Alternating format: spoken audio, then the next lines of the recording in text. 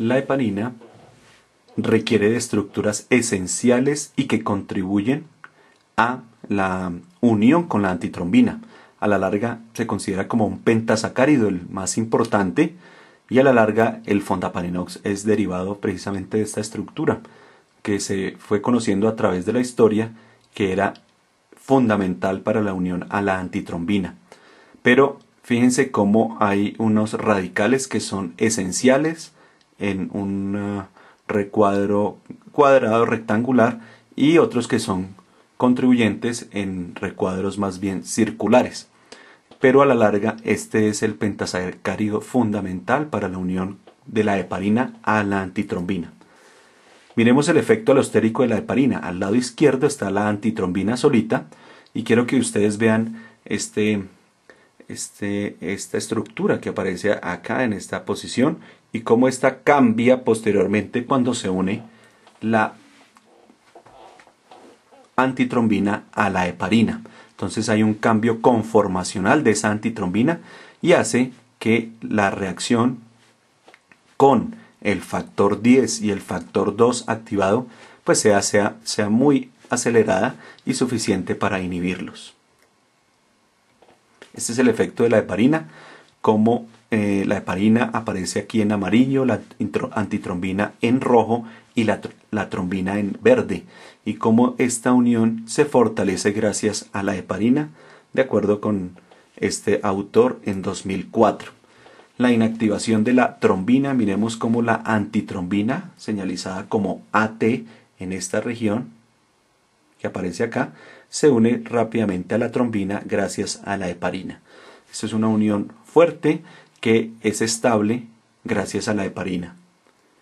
Pero puede existir casos en los cuales hay trombina resistente a la inactivación de la heparina, y cuando esta trombina se une a la fibrina, miremos cómo ya la heparina no puede catalizar esta inhibición trombina-antitrombina.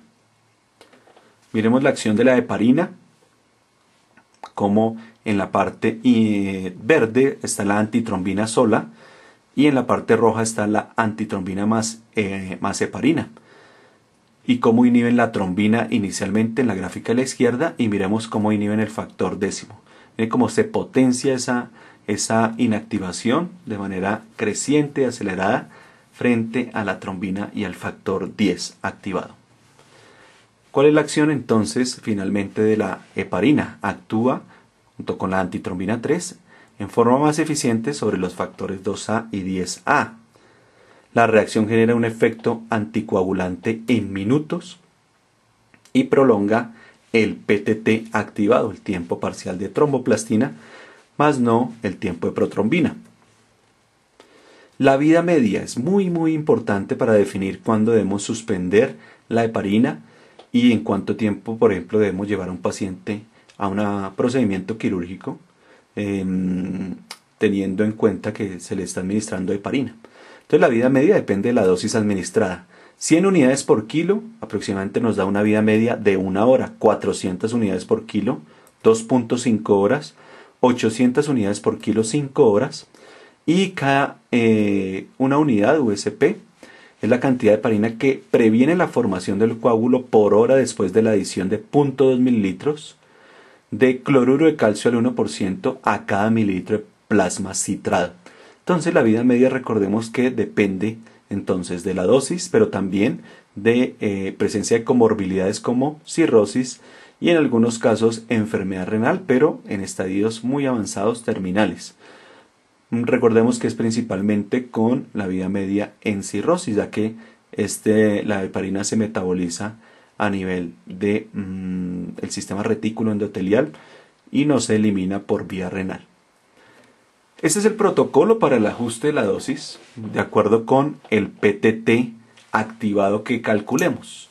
Entonces, si está por debajo de 50, usted repite el bolo de 5.000 unidades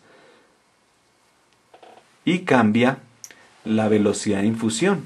Entonces aumenta la velocidad de infusión 3 mililitros por hora por minuto, y a las 6 horas nuevamente mide un PTT.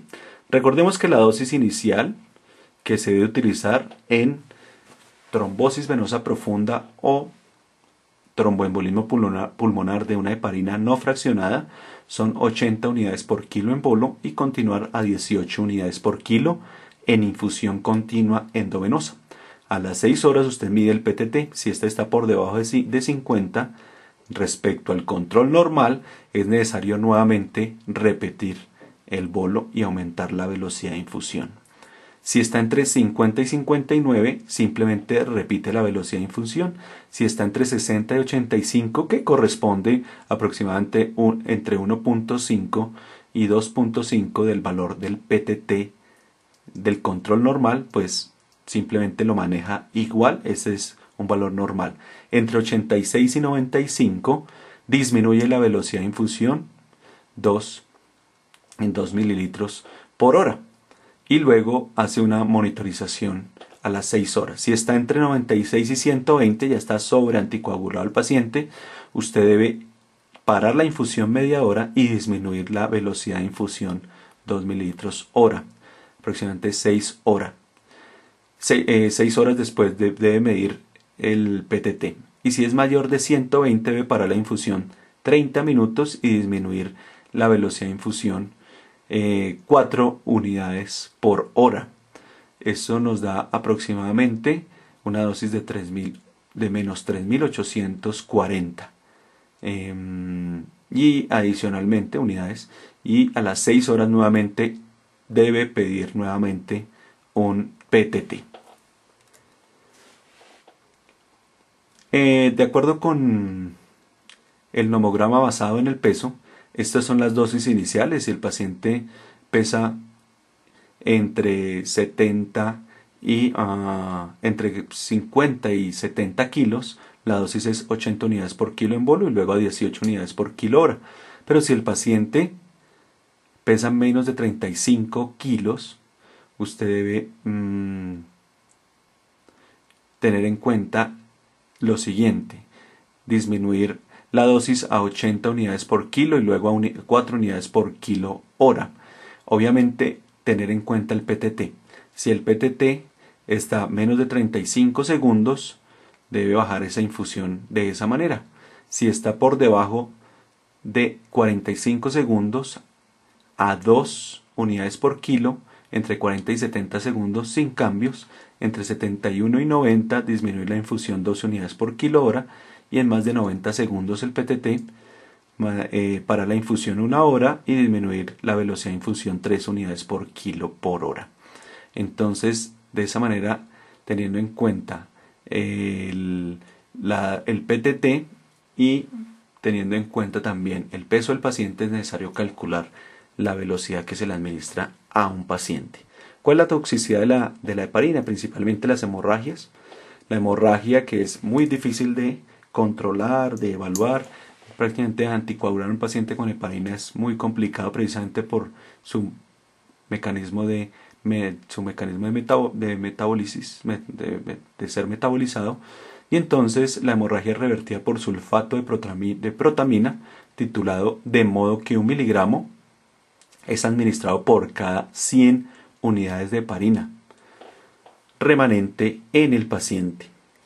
El sulfato de protamina se comporta como un anticoagulante por su acción sobre las plaquetas, fibrinógeno y otros factores de la coagulación, de modo que empeora el estado hemorrágico si se administra en exceso. Adicionalmente, recordar que el sulfato de protamina produce reacciones de anafilaxia, y hay que tener muy presente esto. Heparina y embarazo no atraviesa la placenta, por lo tanto se puede utilizar allí.